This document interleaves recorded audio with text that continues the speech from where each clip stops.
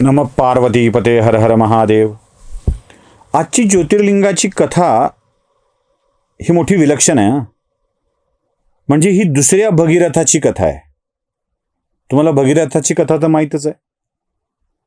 भगीरथ राजाने गंगा या पृथ्वीतलावर आणावी आणि आपल्या सगळ्या पूर्वजांना मुक्ती द्यावी यासाठी प्रचंड मोठं तप केलं आणि गंगेला पृथ्वीवर आणण्यात तो यशस्वी ठरला.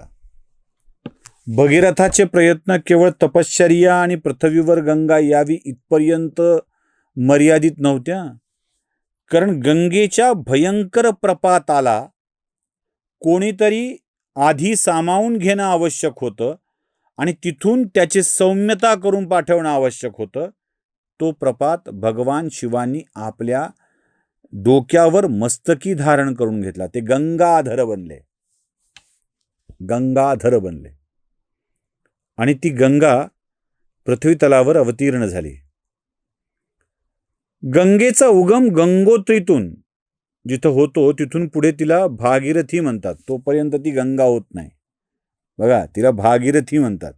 ती भागीरथी असते आणि मग पुढे ती गंगा होऊन जाते. वेगवेगळ्या नद्या वेगवेगळ्या प्रयागावरून मिसळत गेली की ती गंगा होते आणि या सगळ्या भारताला सुजलाम सुफलाम करत जाते. केवळ भगीरथाच्या मागच्या पिढ्याचा उद्धार गंगेनं केलाय असं नाही. ती भारतातल्या करोडो करोडो लोकांच्या कुळाचा उद्धार करत पुढे चाललेली आहे. पण तुम्हाला एक गंमत सांगू. गंगेच्या बाबतीतची एक मराठी कविता खूप सुंदर आहे.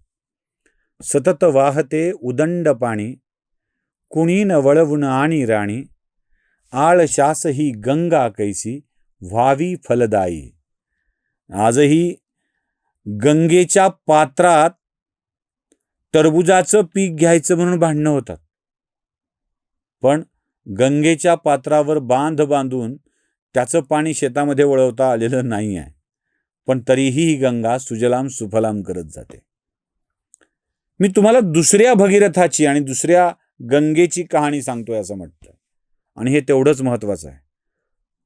ती जशी भागीरथी म्हणून ओळखली जाते ना, तशी इथे अन्नाऱ्याच्या नावानं पण ओळखली जाते. इथला भगीरथ आहे महर्षी गौतम. महर्षी गौतम त्या काळामध्ये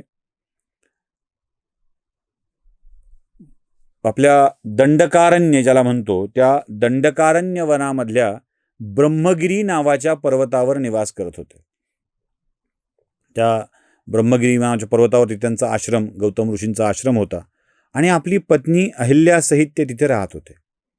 आता तुम्हाला ती कथा पण माहीत आहे.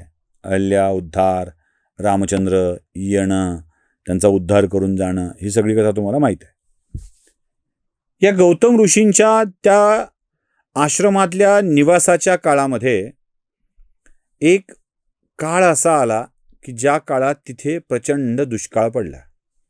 आधीच ब्रह्मगिरीचा पर्वत, डोंगर रांगा आणि पाणी अजिबात नाही. करायचं काय? पाणी नसल्यामुळं तिथे उपासमारीची वेळ आली. धान्य पिकणं बंद झालं. धान्य नाही, जनावरांची उपासमार होऊ लागली. दूध नाही, पाणी तर प्यायला मुश्किलच व्हायला लागली आणि अशा स्थितीमध्ये लोकांचं जगणं अवघड झालं. अशा वेळी ब्रह्मगिरीवर कोणी यायला तयार नाही. जे आहेत त्यांनाही इथे राहण्यात फारसा रस नाही. माणसं कमी व्हावी असं वाटायचं. आणि याच काळामध्ये गौतम ऋषींनी आपल्या तपसाधनेनं थोडाफार पाऊस ब्रह्मगिरीवर पाडून तिथे धान्य घ्यायला सुरुवात केली. आता या धान्याचं उत्पादन होऊ लागलं, पण गौतम ऋषींना भेटायला येणारी माणसं, मग त्या धान्य खाणारी माणसं, हे कुणालाही द्यायचे. या सगळ्यामुळे त्या आजूबाजूच्या परिसरातील ऋषींच्या मनामध्ये गौतम ऋषी आणि अहिल्या माता यांच्याबाबत राग निर्माण होऊ लागला. या सगळ्यांनी मिळून असं ठरवलं की हे आता इथे राहायला नाही पाहिजेत. त्याने देवाची प्रार्थना केली, गणेशाची प्रार्थना केली. गणेशाला प्रसन्न करून घेतलं. म्हणाले, काहीही करा, आमच्या प्रार्थनेचं फळ आम्हाला द्या. गौतम ऋषींना इथून घालवा. कसंही करा, गौतम ऋषींना इथून घालवा. गणेश म्हणाले, हे काय असं चांगल्या माणसाला घालवून देणं बरं नाही. ते म्हणाले, तुम्ही आम्हाला वचन दिलंय, आशीर्वाद दिलाय, वर दिलाय आणि तो पाळला पाहिजे. ठीक आहे. कारण गणेशाच्या मनामध्येही आणखी काही वेगळंच घडवायचं होतं. आता इथून घालवल्याशिवाय ते गौतम ऋषीच्या हातून होणार नव्हतं. मग गणेशाने एका गायीचं रूप घेतलं आणि त्या गायीचं रूप घेऊन ते गौतमाच्या शेतामध्ये तिथलं धान्य खायला गेले. एक गाय आपल्या आश्रमात घुसली आहे हे गौतमाने बघितलं. आता गाय तर मारायची नाही, हाकलायची नाही. मग त्यांनी गवताचा एक भारा उचलला आणि तो गायीकडे फेकला. गवतही खाईल आणि त्या माऱ्यामुळे ती निघूनही जाईल, पिकाचं नुकसान करणार नाही. जसा भारा फेकला तसा तो भारा पडला जाऊन गायीच्या अंगावर. गणेशाने रूप घेतलेलं होतं, काहीतरी संकट द्यायचं होतंच. त्यांनी तो भारा पडल्याबरोबर ती गाय मरून पडली. आता गौतम दुःखी झाले, आपल्या हातून गोहत्या झाली आणि त्यांनी त्या गायीची व्यवस्था करून बघेपर्यंत सगळी बाकीची मंडळी आली. ते म्हणाले, तुझ्यावर गोहत्येचं पाप आहे आणि या पापासहित तू इथे राहू शकत नाहीस, जा. देवी अहिल्या आणि गौतमांना तिथून बाहेर काढण्यात आलं. दुसऱ्या ठिकाणी जाऊन राहतो म्हणाले. एक बाजूचं ठिकाण बघितलं आणि दुसऱ्या ठिकाणी जाऊन राहतो म्हणाले. तिथे त्यांनी परत आश्रम उभारला, परत आपल्या यज्ञयागादीची तयारी सुरू केली आणि हे सगळे परत त्यांच्याकडे आले. ते म्हणाले, जोपर्यंत तू गोहत्येच्या पापातून मुक्त होत नाहीस तोपर्यंत यज्ञयागादी कर्म करायचे नाहीत. ठीक आहे, तुम्ही म्हणाल तसं.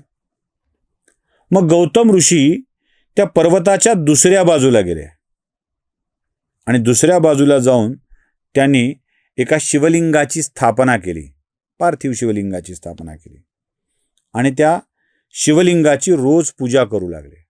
बस, यज्ञयाग करायचं नाही, शिवलिंगाची पूजा करायची. आणि आपल्या या भूमीपासून दूर जायचं नाही, या पापातून मुक्त झालं पाहिजे. गोहत्येचं जे पाप आहे, बाकी जे आपल्या माणसांनी नाकारल्याचं जे सगळं पाप आहे त्यातून मुक्त झालं पाहिजे. यासाठी त्यांनी ब्रह्मगिरीची रोज प्रदक्षिणा करायला सुरुवात केली. ब्रह्मगिरीच्या प्रदक्षिणा करावी, शिवाची आराधना करावी, शिवाला प्रसन्न करून घ्यावं, हा त्यांचा नित्यक्रम झाला. हे सगळं चालू होतं. अनेक वर्ष गौतम ऋषींची तपश्चर्या चालू होती आणि एक दिवस शिव प्रसन्न झाले, समोर आले. म्हणाले, गौतमा, तुझ्या तपश्चर्येवर मी प्रसन्न आहे. बोल, काय करायचं, काय हवंय तुला? ज्यांनी तुला त्रास दिलाय त्यांना शिक्षा द्यायची? गौतम ऋषी म्हणाले, देवा, अहो त्यांनी त्रास दिला म्हणून तर मी या पूजेच्या मागे लागलो. उलट त्यांच्या त्रासामुळेच मला तुमचं दर्शन झालंय, त्यामुळे त्यांना मला शिक्षा काही द्यायची नाहीये. मग काय करायचं? त्यांचं जगणं, मागणी काय असेल ते काय नाही. मग हे सगळे त्रासलेत पाणी नाही म्हणून. वारंवार दुष्काळ पडतोय, पाणी नाहीये, हे त्यामुळे त्रासलेत. मग काय करू म्हणतोस? देवा, तेवढी गंगा बरं होईल, इकडे आली तर. महादेवाने ओळखलं की यांनी ऋषींनी काय करावं काय मागावं. लक्षात ठेवा, मी प्रत्येक कथेत हे सांगतो, प्रत्यक्ष महादेव प्रसन्न आहे. यांना त्रास दिलेल्या माणसाला त्रास देऊ का असं विचारतोय. प्रत्यक्ष देव समोर आहे. काय मोक्ष मागायचा आहे, काय मागायचं आहे ते माग, मी द्यायला तयार आहे म्हणतो. आणि त्यावेळेला ऋषी काय मागतात? देवा, या भागाचं खूप अकल्याण झालंय ते दुष्काळामुळं, पाणीच नाहीये आणि यांना पाणी मिळायला हवं, यांचा उद्धार व्हायला हवा आणि यांचा उद्धार करण्यासाठी गंगाच असायला हवी. तेवढी गंगा द्या देवा. ऋषी यालाच म्हणतात, संत यालाच म्हणतात. जटा वाढवली, पर्णकुटी बांधली, भगवे वस्त्र परिधान केले म्हणजे ऋषी होत नाही. आपल्या संसदेच्या बाहेर भगवे कपडे घालून बसलं म्हणजे कोणता पप्पू साधू होत नसतो. मला राजकीय भाष्य करायचं नसतं, पण करतो. का करतो हे कळावं म्हणून. कथा का सांगितल्यात हे पुढे कळत राहावं म्हणून. एखादा पप्पू संसदेच्या बाहेर भगवे कपडे घालून बसला राम मंदिराची बाजू घ्यायला म्हणून तो साधू झाला, संत झाला असं नाही. संत तो, साधू तो, ऋषी तो, महात्मा तो जो आपल्यावर ईश्वराची कृपा झाल्यानंतर जगाच्या कल्याणाचा विचार करतो. पसायदान मागतो, संकल्पदान मागत नाही. मी केलेल्या संकल्पाचं दान मला दे असं नाही म्हणत.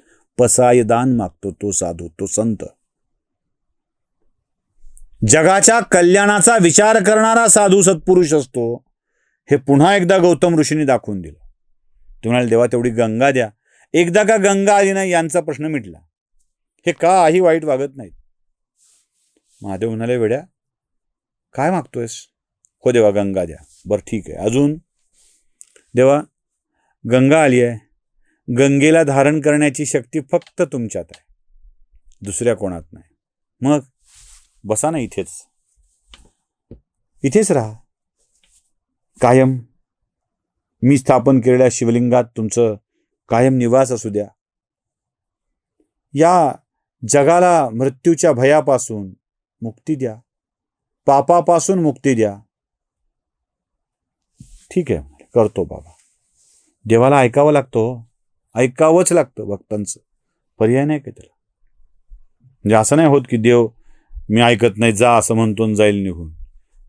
तपश्चर्या केली आहे, साधना केली आहे ना, जीव लावलाय ना, तर मग तोही जीव लावतो. फारच काय तू जीव लावला ना मग मी जीव लावतो. आणि जीव लावला की प्रत्येक गोष्टी टाळायच्या नसतात. तथा असतो राहतो बाबा. आणि मग महादेवाच्या आशीर्वादाने तिथून गंगा प्रवाहित झाली. ते म्हणाले या गंगेला नाव तुझंच मिळेल सुरुवातीला आणि त्या नावानेच ती ओळखली जाईल. पुढे तिचं नाव बदलेल. त्र्यंबकेश्वरच्या डोंगरावरून, ब्रह्मगिरीच्या डोंगरावरून वाहत येणारी ती नदी गौतमी नावाने ओळखली जाते आणि पुढे हीच गौतमी गोदावरी होते.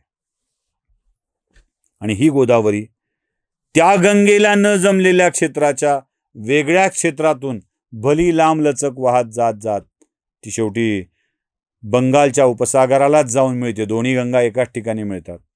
बंगालच्या उपसागरालाच जाऊन मिळते. पुढे विस्तीर्ण होत या सृष्टीचं कल्याण करत जाते. महादेवाला तिथे जिथे थांब म्हटलं होतं त्या शिवलिंगात स्वतः शिव प्रगट होतात आणि पुढे ते त्र्यंबकेश्वर या नावाने ओळखले जातात. आणि हा त्र्यंबकेश्वर तो ब्रह्मगिरी सगळ्या पापापासून मुक्तता देत महादेव, ब्रह्मगिरी, त्र्यंबकेश्वर तीन तिथेही आज तुम्हाला 3 शिवलिंग दिसतील. आणि ह्याच त्र्यंबक ओम त्र्यंबकम यजामहे असं म्हणत मृत्युंजय होतो, मृत्यूचं भय टाळणारा होतो.